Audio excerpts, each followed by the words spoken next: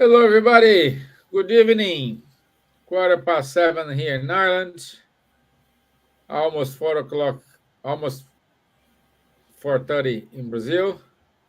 Yeah. So it's time for our special talk. Here we have Roberto Watanabe, president of ESP. He, as you know, every month he is with us, and this week this month the topic is Genesis of Life according to Spiritism. It's it's a great effort and a very good exercise, at least for Roberto, to to summarize all this in few slides and in English. So Yeah. so it's a double effort. Thank you very much for your help, Roberto. You're welcome. Okay, so let me see. Elsa, it is with us. Pati Oliveira, it is with us as well. So good night, good evening. So let me do the initial prayer. So first of all, I want to say thank you to the mentors of the group, the mentors of the ESP, who allow these connections, this exchange of knowledge, exchange of friendship. May we have a good talk and light our speaker today. And may this message reach out those hearts who are in need of these words, this consolation. So be it. Amen. Okay. Roberto, are you okay, my friend? Yes, I'm okay. Thank you, Stefan. Okay. So let me share my screen here. Okay. Can you see the screen, Roberto? Yes, I can. Okay, my friend. Now it is with you. Okay, thank you. Hello, everybody, again. We are glad to be here with you all to study the book Genesis, Miracles and Predictions According to Spiritism. This was the last book that was published by Allan Kardec. And today we are going to see chapter 10 of the book, which talks about organic genesis, the origin of life on Earth. And also, we are going to see part of the chapter 3, where we are going to study two, uh, two issues, which is instinct and intelligence. Instinct that is more from the animal kingdom, the irrational, right, the ones, and intelligent, which is something restricted to us rational beings. We are from the animal kingdoms also, but we are a rational being, right? So we are going to see these two topics today. So let's start by the um, organic genesis.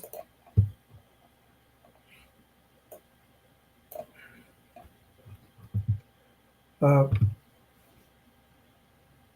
to talk about the formation of living beings, because we are going to talk about the origin of life on Earth. And in order to talk about the living beings, it's important to start by talking about the inanimate or inorganic bodies. Living beings have organic bodies, right? So inanimate have the inorganic bodies, like minerals, for example. And then Kardec started by saying that the formation of the first living beings may be deduced by analogy from the formation of inorganic bodies. Why is that? Is because on the material point of view, uh, the composition of inorganic bodies, like a stone, a rock, for example, a mineral in general, is the same as the elements that compose a vegetable, a plant, or an animal, right? Or our body, our, our body that we have. So Uh, we can start then by studying the formation of inorganic bodies, and we see that the chemistry um, considers a certain numbers of substances as elementary, such as oxygen, hydrogen, carbon, chlorine, iron, copper, silver, gold, so more than 100 elements. And it's such basic elements, they form compounds. And such compounds such as oxides, acids, alkalis, salts, and the innumerable varieties that result from the combination of such elements. And such combination, they occur under specific circumstances. For example, they require a certain degree of heat, dryness, or humidity, or they require movement or rest, or they require electric, for example, in order to such combination to occur, right? So this is we are talking about the formation of inorganic bodies. And such elements, basic such substances like oxygen, hydrogen that I mentioned here, we can remember of what we studied in school, right? Uh, for regarding the periodic table of the elements, we can see here, for example, in the upper left side, we can see the H here from hydrogen, and then for to the uh, upper right side, we can see there the C from carbon, the N for nitrogen, the O from oxygen, and so on and so forth. Right?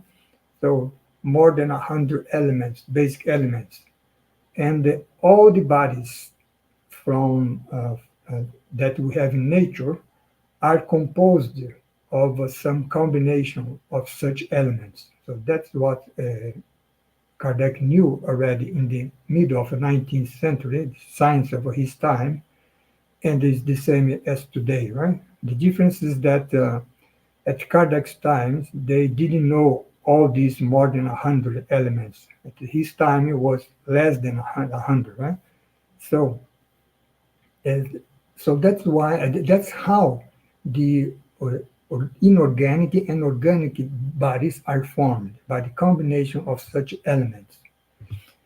And then the compound substances, the acids, for example, the salts and the oxides, they are always formed in definite proportions of the constituent elements. For example, we know that the water, for example, is composed by one part of oxygen and two parts of hydrogen, right? So that is exactly the proportion that we need to compose compound water.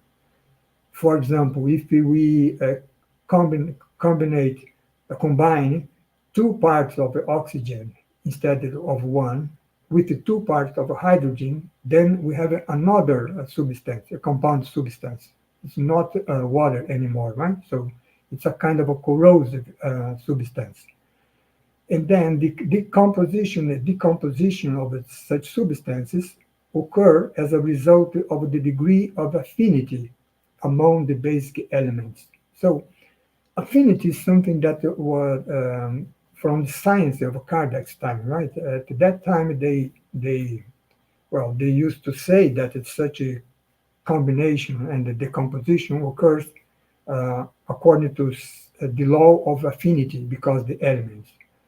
Today, with the modern chemistry, we know that the basis for such a decomposition, uh, is the electromagnetic force, right? So the law of affinity today was, let's say, replaced by the idea the electromagnetic force. So that's how the atoms of the elements and the molecule atoms that compound in molecules, molecules that compound in more complex substances. Uh, in the base of, on the base of such combinations, there is the electromagnetic force, right? So This is something just to update what the knowledge according to science of today, right?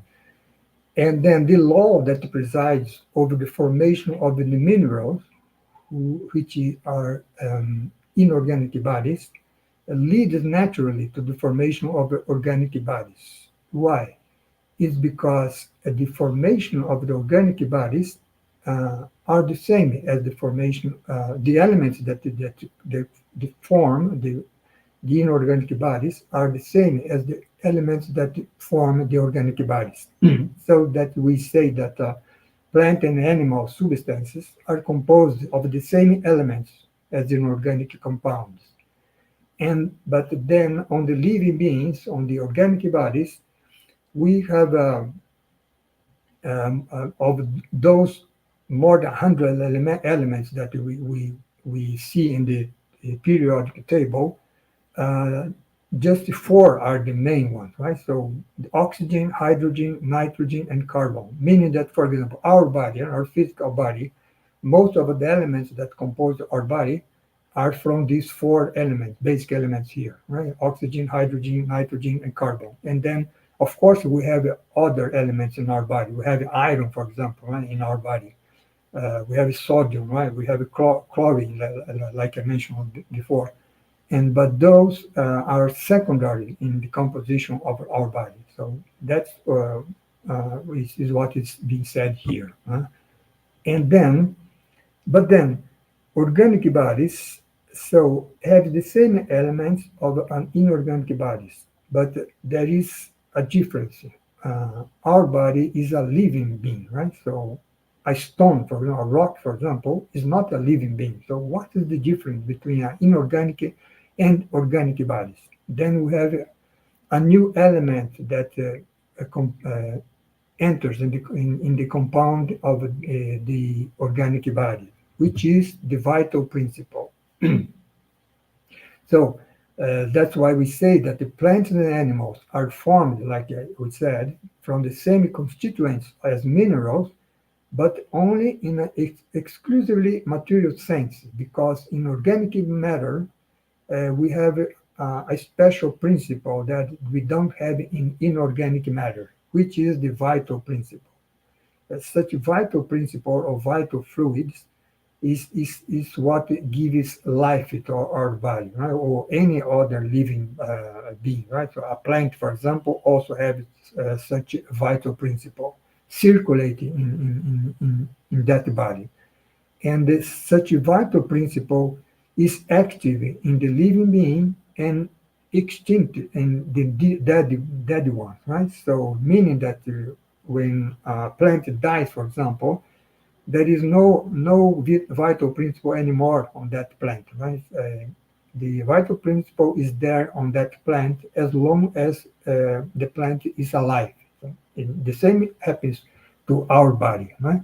So this is what differentiates organic from inorganic bodies.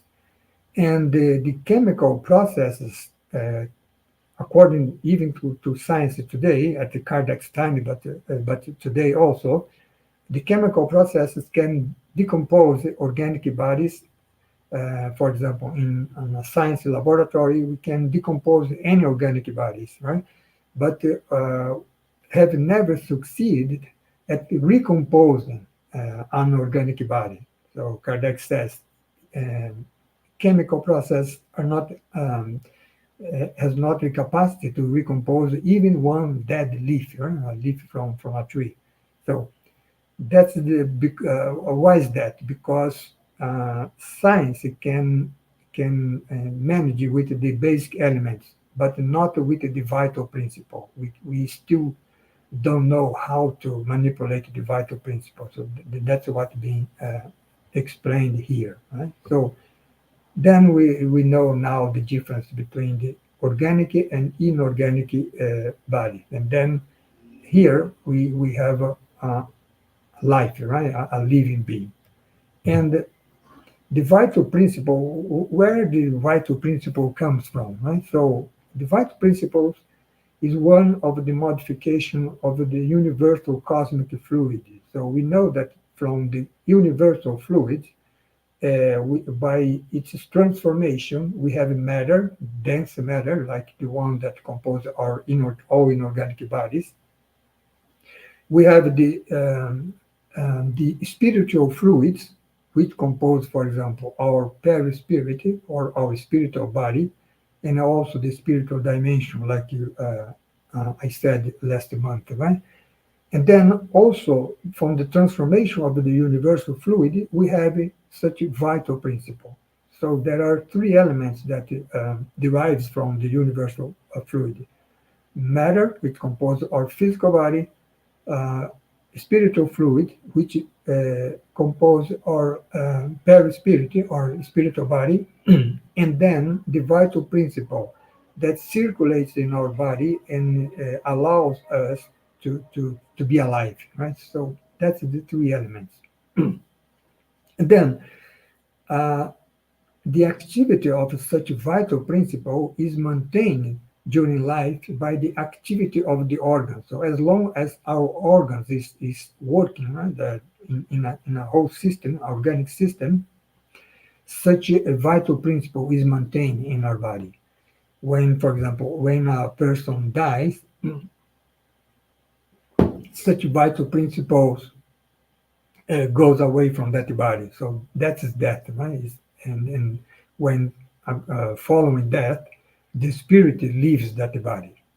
And then, so that organic bodies would thus, Kardec says, be veritable electric batteries, because our bodies function as long as our organs produce electricity.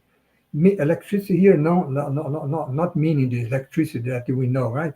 Light, for example, but let's say a kind of animal electricity, or in other words, life, right? Life, circulating life in our body is this kind of electricity, this animal electricity, and such animal electricity are released during life by the activity of our organs, so that we see that death occurs when our organs cease to to work, right? So, and then when that happens, vital principle goes away and return to the mass, to the whole mass, right? As we read there on the Spiritist book.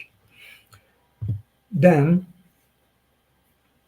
now that we understand how what is the living body and what is composed of, we can ask about how did the life appears, right, on Earth, because we know that we saw last month, right, that the formation of a planet, right, a part of the mass of a nebulae, from which detached from what would be in the future the sun, and then detached from that nebulae, then condensed here and become a planet, right, like our Earth. So in the beginning, the Earth, the temperature in the Earth was very high, so that life could not be possible to happen here. But then, as the Earth became colder, until a point where life could be possible. So, and then the question is, how did the first living beings appear here on Earth, right? So that raises the question of the spontaneous generation. So, and then Kardec asks, how were the first biotypes of each species formed, right, on Earth? Did each animal, thinking about animal, right? Because the same happens to the vegetable. Did each animal species come from a primary couple or from many couples germinated throughout the earth, right? So in different places simultaneously. So what Kardec says is that the second supposition is most probable and results from observation, because if we study the geological layers from Earth, we can attest to the presence, he says, of the same species on the farthest point of the globe. So many points of Earth, we can see the presence of the same species. So indicating that they were germinated simultaneously in all those places. Right? So this is a we are here in the field of hypothesis, right? Because we, we still don't know for sure, right? How did it happen, but it makes sense to happen this way here. And then next question that Kardec asks is: are organic beings nowadays formed spontaneously without the ordinary method of reproduction? Because we know today that most of the living beings, we ourselves, we human beings ourselves, are we are formed by the law of reproduction, right? Which we studied there on the Spiritism book. And then the question is, uh, apart from such a method of reproduction, uh, are organic beings still formed today spontaneously? It means not out from the law of reproduction. And of course, if that happens, would occur obviously only to beings of the lowest orders of the plant and animal kingdoms. So we cannot we cannot imagine today that an animal like some animal similar to a dog, for example, would be formed spontaneously, right? Because a dog is already a very complex organic body. But if we think about bacteria, for example, a virus, and then which is the lowest of the beings, then we can think about such spontaneous generation. So that is the question here. So because these beings on the of the lowest order are those in which the manifestation of a life begins, which happens in the beginning of Earth life on Earth, and whose extremely simple organism is somewhat rudimentary. No? Because bacteria, for example, is a unicellular being, right? So it's very simple. It's not that very simple, right? Because bacteria have kind of a little bit complex being, but it's simple compared to a plant, for example, or to an animal, right? And such theory of ongoing spontaneous generation uh, can be presented only as a hypothesis because that's Kardec saying on his time, right? The mid of the 19th century. Because at his time, there was this question, right, regarding the spontaneous generation. What thing we can say today is that such spontaneous generation was already discarded by science, right? And that happens just after the Genesis was published, right, in the middle of the 19th century, because uh, the scientist who proved that spontaneous generation is not possible was Louis Pasteur, the French scientist, and it was just after Kardec's time, right? So we know today that uh, spontaneous generation would not be possible. But of course, it happened in the beginning of life on Earth, that for sure, because at some time life started to flourish, right? To flourish here on Earth. And then, uh, but how we have today, right? Such complex organic beings like the human being body and an animal body, even a plant, right? So next question that Kardec asks is, why do we not see beings of a more complex organization form spontaneously?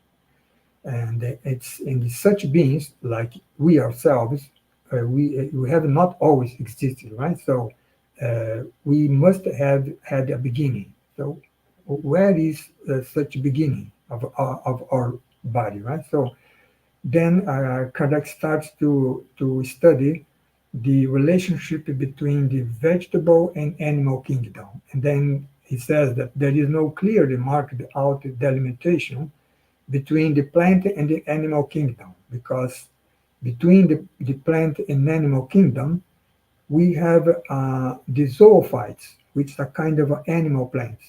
So, like the plant, they are attached to the soil, but like the animal, they draw nourishment from the ambient environment, right? So, the plant is different from, is not a plant, is not an animal, right? It's kind of in between. So just to have an idea of what is a zoophyte, we have a picture here, right? So a zoophyte is it's we have on the sea, right? So these beings here, right? So which is attached to the soil, but they get their nourishment from the water, right? There are nutrients on the water, and they extract from that, right?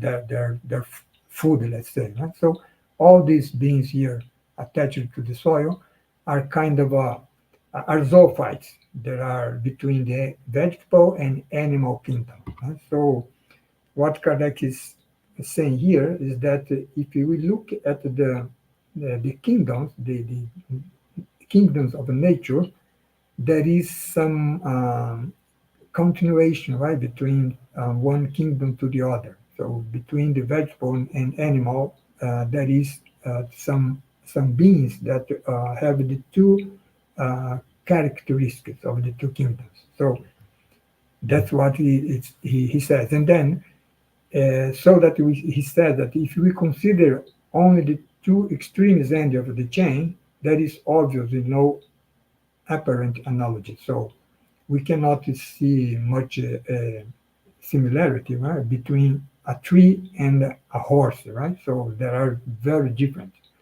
But if you consider, so by looking at the extremes of the chain, but if we go from one link to the next without breaking continuity, then we can go from plants to animals without a brusque transition, so to vertebrates without a brusque transition.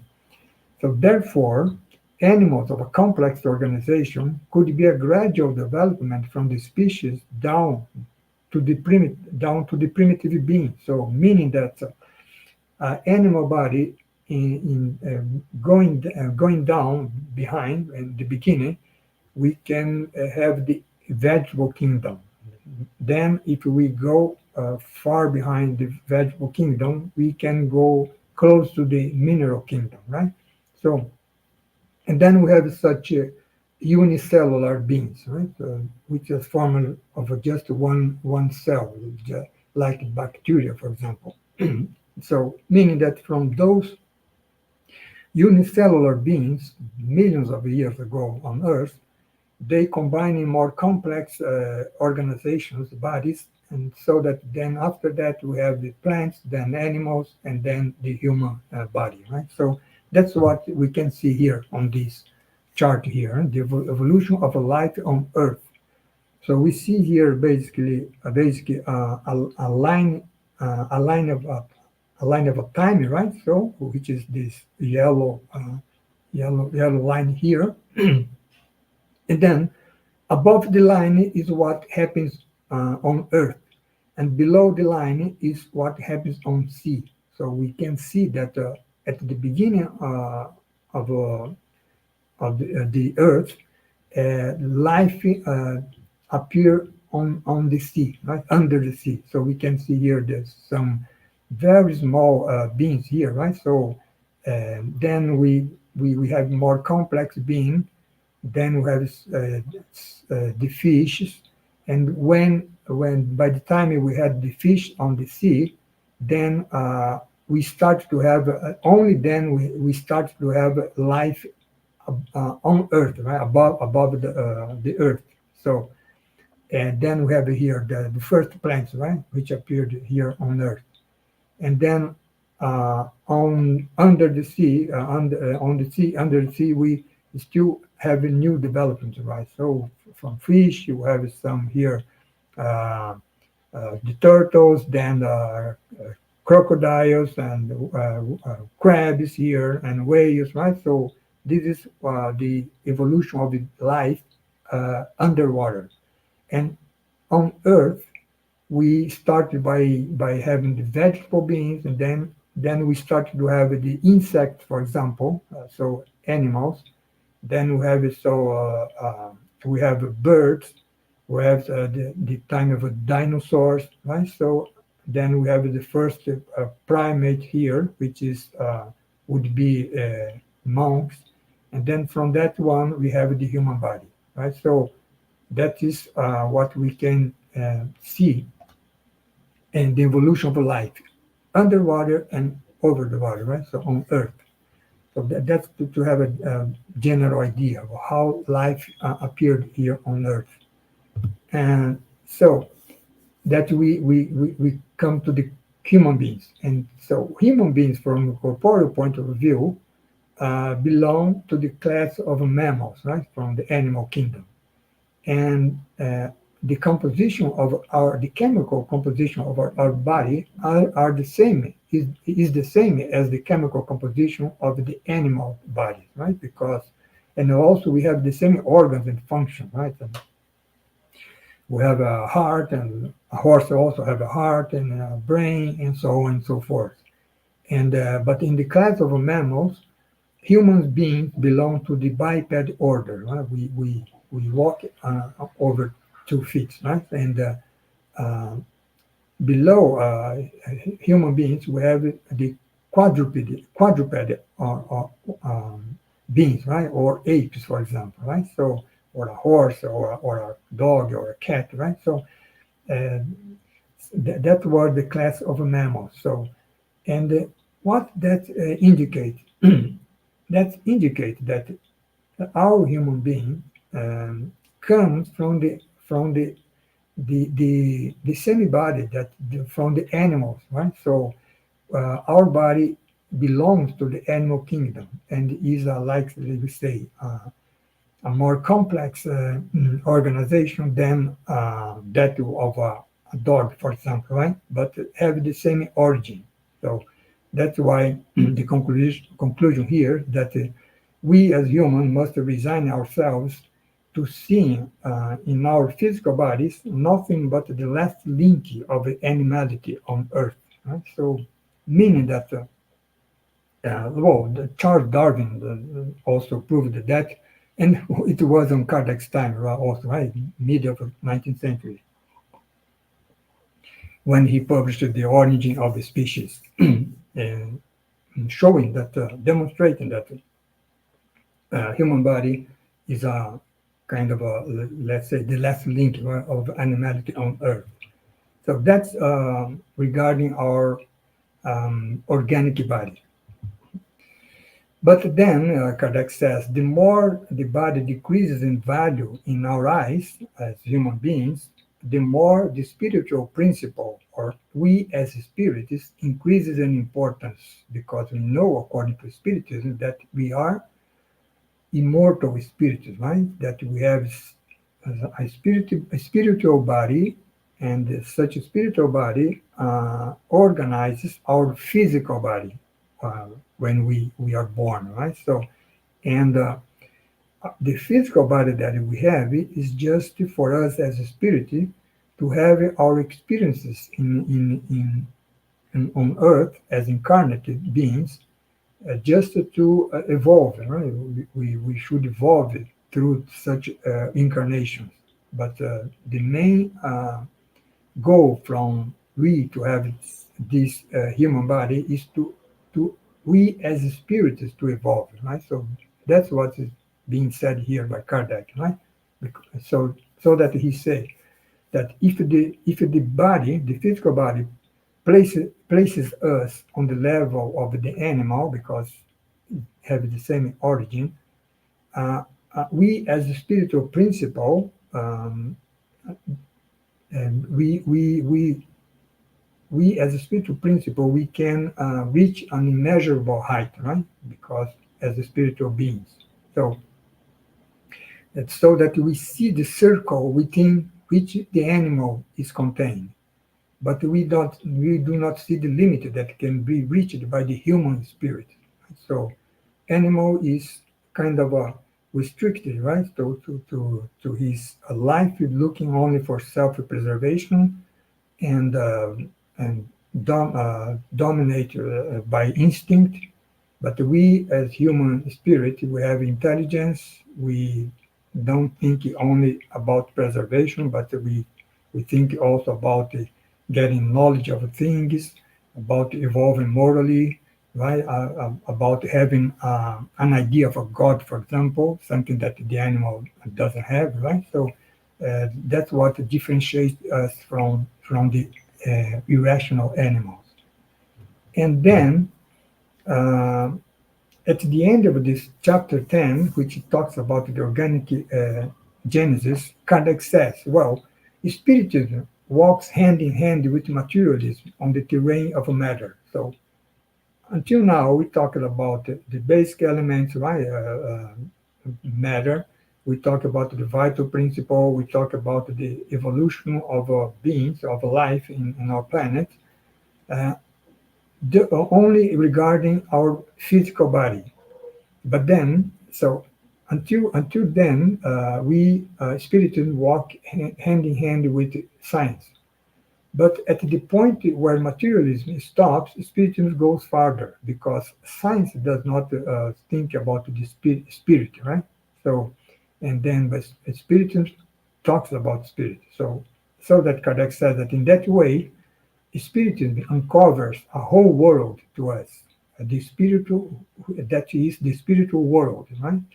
And therefore, Spiritism carries on with its research in the realm of the spiritual genesis, which is what we are going to see next month, right? The spiritual genesis. How we as a spirit, I'm not talking about more any about the physical body, but how we as a spirit were created and how we appeared on earth or on the universe, right? So that's what we are going to see next month, and that's something that is only spiritism talks about that, right? Science stops here on the physical body. So that's what Kardec says.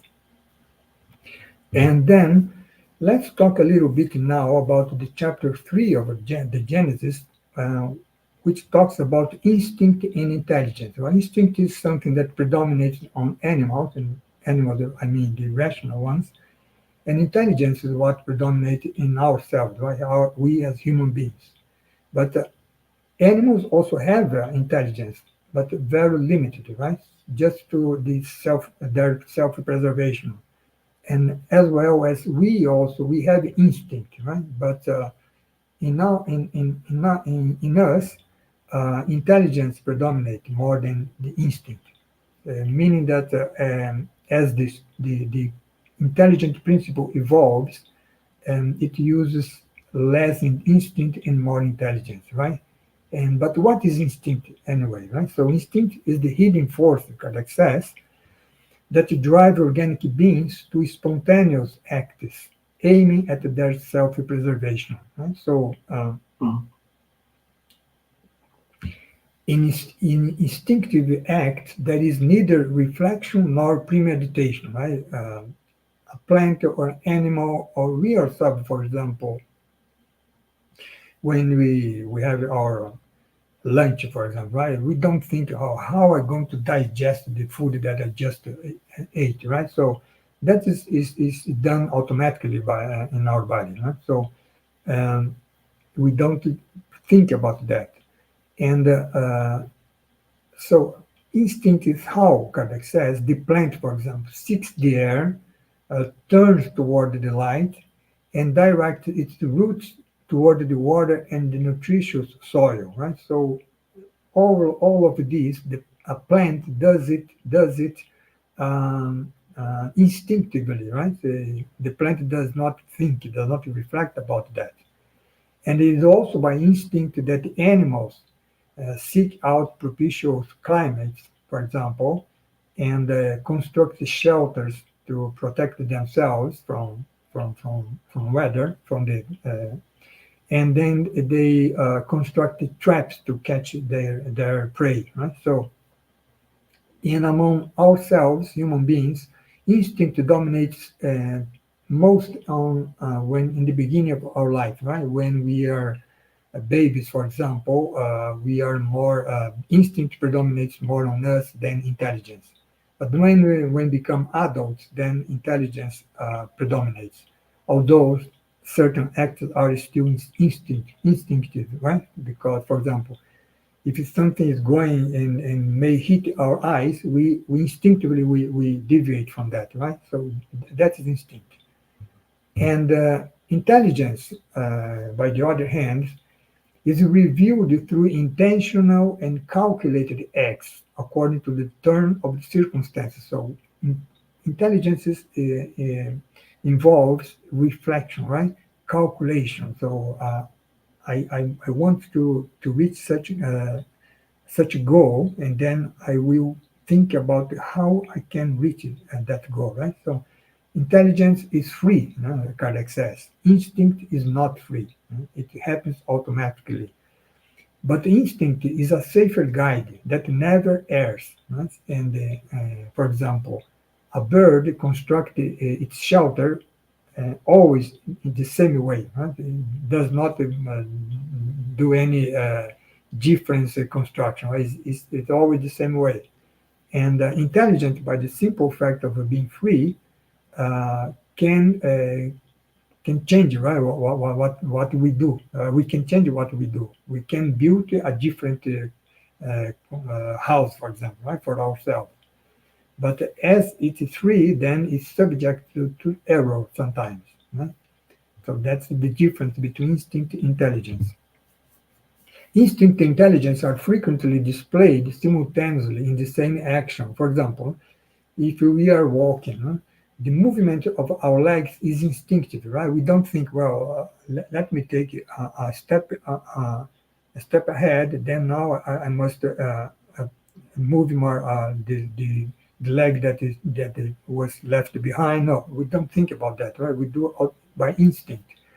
But then, if we want to accelerate or moderate our walking, then we act as with a deliberate purpose. Then well, I want to accelerate my steps, but in order to reach a train, for example.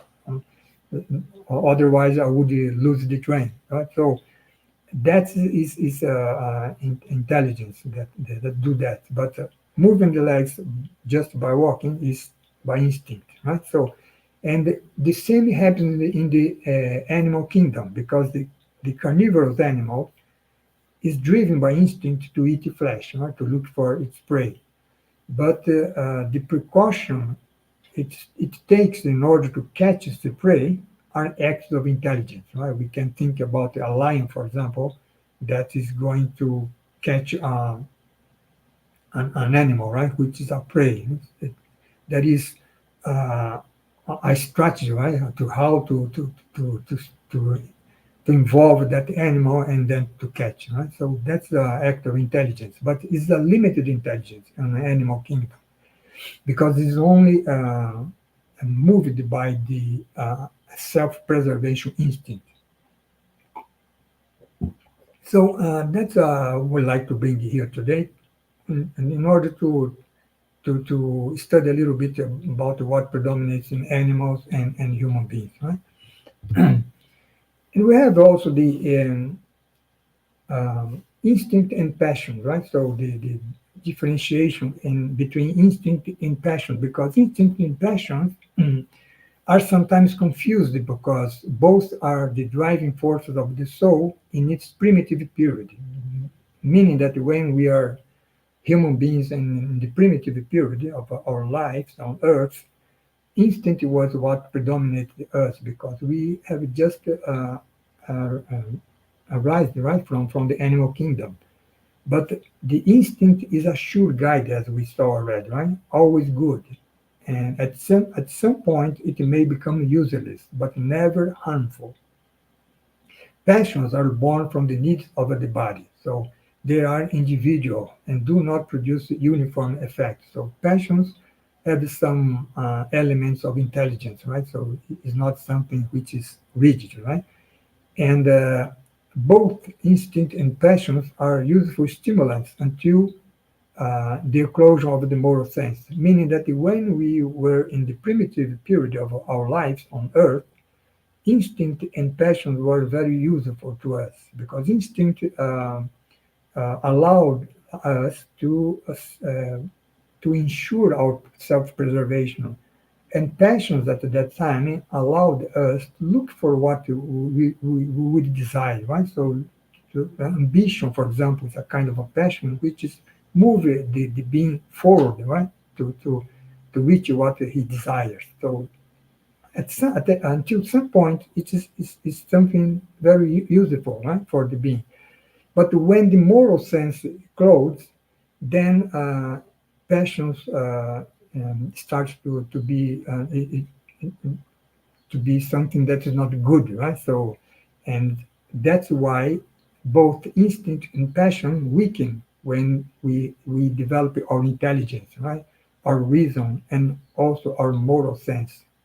But instinct disappears by itself, not uh, at all, right? But we also have some part of instinct in ourselves. But passions are tamed only through this effort of the will. So that's why we call, for example, about selfishness, right? So this is a kind of a passion, right? I think only about myself and don't care about other, right? So how I can tame this passion, right? Only by the effort of our will, right? My free will, right? So that's what being said here. So I think it's this concept here of instinct, passions, intelligence are useful to think about ourselves, right? As human beings compared to the animal beings, right? So that's basically what I have to bring today. And so we went through this topic here, Genesis of a Life according to Spiritism, talking about the organic genesis and about instinct, intelligence, and passions. And then at this point, and this is just in the middle of the book of the Genesis, right? So until this point, Spiritism is walking hand in hand with science, right? Because we talk basically about life, about instinct, intelligence, and things like that. Start by and Starting next month, then we will concentrate on the spiritual part of our being, right? We as a spirit, and then science doesn't um, study anymore things like that, right? Well, at least at the Kardec's time, because at his time in the middle of the 19th century, psychology, for example, were still in its beginning, right? Sociology were still in its beginning. So today we can think a little bit different, right? So today we have a psychology which studies the soul, which is not anymore the physical body, right? So we have a sociology which study the human society, right? So it's not just from the point of view of the organic, the material life, but also from the organization of these human beings as spiritual beings. But science still does not talk about, for example, reincarnation, right? For Does not talk about the life, our life after this incarnate life, right? Our life as a discarnate person on the spiritual realm. So that's still a realm where only Spiritism still works, right? Spiritism and other religions too, right? So that the next month then we will be studying how we as a spirit were created, right? So we appeared here on earth. So that's what we are going to see. This is the chapter 3, good and evil, I think 11 to 19, instinct intelligence, and chapter 10, organic genesis. So that's what we had for today. Now I'm open for any comments, question that you may have. Thank you. Thank you, my friend. Thank you. I just have a message from Paty Oliveira. Very interesting lesson indeed. Thank you. Mm. Yeah, Uh, the only comment we had, uh, even though we have like 12 people online, but mm. yeah, good. Let me see here. Okay, so it's important to understand that this everything of this was written in 19th century, Yeah. you know, and as you were saying, it looks like it was written yesterday. Mhm. So we needed to we still have basic concepts we didn't acknowledge yet. Yeah. Mm. No, so we need to learn how to differentiate the instinct because we still many of us act more by instinct than Then by intelligence. than with our intelligence. Yeah. You know, so Mm. this type of things needs to have a kind of homework done by ourselves. Yeah. And if you want to evolve, we needed to understand how to differentiate our instinct versus our intelligence, Mhm. when to apply one, when to apply the other. Yeah. And you also act more by passion than by intelligence. Also. Yeah, exactly. So those things we needed to be very clear, very focused Mm. on what we want to achieve, Mm. and what we want to to our life. Because To developing ourselves, right? exactly, because this affects us, this affects our future, this affects my next reincarnation, Right. this affects everything, because whatever you do here, Mm. you will have the consequence of it, Yeah. either in this life or in your next life. But Yeah. someday the bill will come. Mm. So that's why it's important for ourselves to make sure we know how to differentiate those things. We need to control our temper. We need to be more wisely and More patient. more patient. Yes, more patient. Especially today, like Mm. know how to uh, uh, uh, not differentiate, but Mm. how to filter the messages, Mm. because we are surrounded about a lot of information, Mm. and most of the times we don't know if the information we are receiving it is a fake news or not. Mm. Right. So that are we using our best judgment in Mm. order to say, wow, okay, based on my criteria, they should be a valid message. Mm. Then you can spread, then you can go on, because you do have how to support. If someone asks you, oh, why this is a valid message? Oh, because of this. Mm. It's not just because, oh, I post because Roberto posted, so Mm. I Right. just I'm just passing by. Yeah. Yeah. So we need to be more critical to our actions today. Mm. To reflect, right? Yes. Mm. Okay. So, my friends, next month, what the date? It's 16. 16 16. of August. 16. Let me just check here. Oh, no. 13 of August. 13. Okay. Yeah. It is a Tuesday. 13 Okay. of August. 13 of August, we Yeah. will have you. And once again, Thank you. Would you mind to do a final prayer? Yeah, sure. Okay.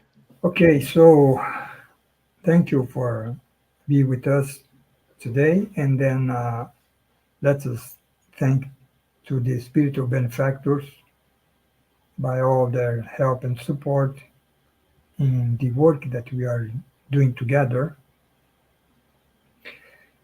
by teaching or at least communicate about the spiritual principles in order for us to understand better how is life, what is the meaning of our life, and why we go through this incarnation, why do we have this life on earth, then over and over again. So thank you, Jesus, for this opportunity to be united here in His name, and finally, thanks God for for the gift of life that He uh, conceded to all of us. So be it. Okay, my friends. Thank you again for your time. Thank you.